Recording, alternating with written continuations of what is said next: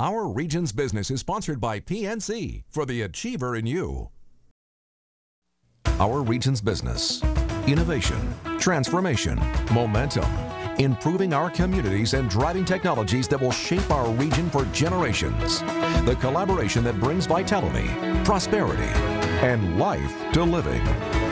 Stay with us for the coming half hour as we examine in depth our region's business. Now, here's your host, Bill Flanagan. Today on Our Region's Business, women leaders who are making a difference in our region, plus the big business of sports. But first, shale gas and its revolutionary impact on the chemical industry. Chemical industry executives from across the country will be gathering in Pittsburgh later this month for the annual Pittsburgh Chemical Day, one of the largest single-day events in the industry. And the focus this year, shale gas and its potential as a feedstock to drive a resurgence of manufacturing in North America.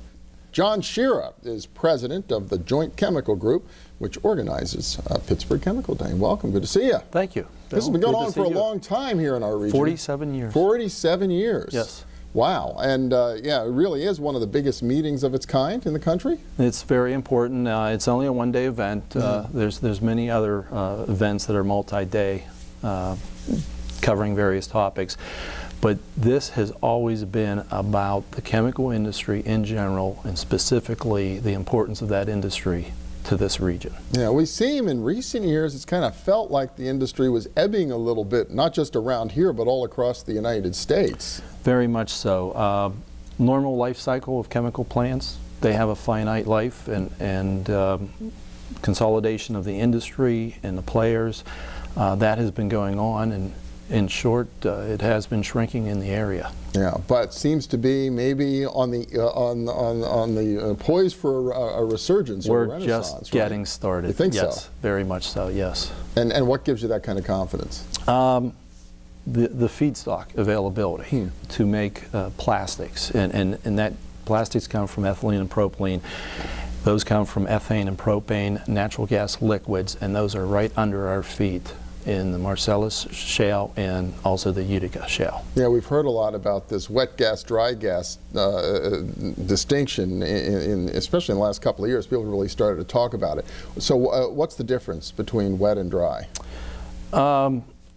Dry gas has more methane. So you just burn it. You burn it, you make energy, we burn it, heat your house, right? Okay. Turn on your gas stove or light your furnace, and that's natural gas, that's methane. Once that's only part of the gas stream, and when you get into the wet gas, you get the added chain lengths. All these component parts you can make things out of. You can make things. That becomes feedstock. Okay, and our region really does seem to be right at the heart of this, because the gas seems to be drier to the east, and then it's wet here and wet heading west, right? Wet, yes, very much so, west into Ohio. Okay. So we are very much at the heart of this region. So what, all of a sudden it's making chemical manufacturing in America viable again? Well, we've always been viable. But you've been ebbing a little. Yes, so in you're the turning region, it back into a growth industry. Yes, it's been mostly on the Gulf Coast. Yeah. But now, with the resources available right here, the question what to do with it becomes, do we pipe it out of the area and send it to the markets in the Gulf Coast or up in Sarnia, Canada, or do we build a cracker here? A cracker takes ethane, turns it into a synthetic molecule called ethylene.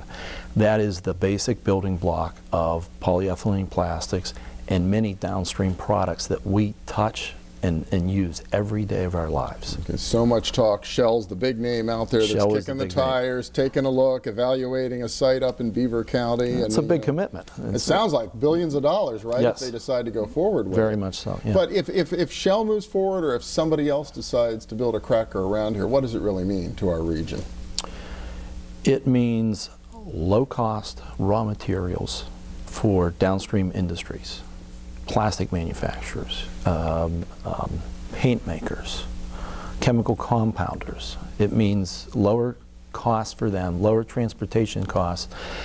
It means more jobs for people in the industry.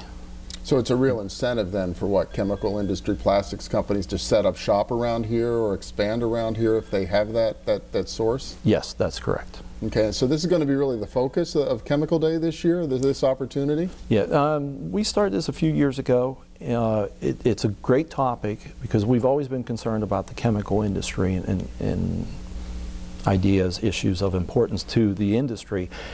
This is the first time, last year and now this year, where we decided to tap into what was available to us, and that's the energy development, because there's so many of these raw materials that will go into chemical and plastics manufacturing.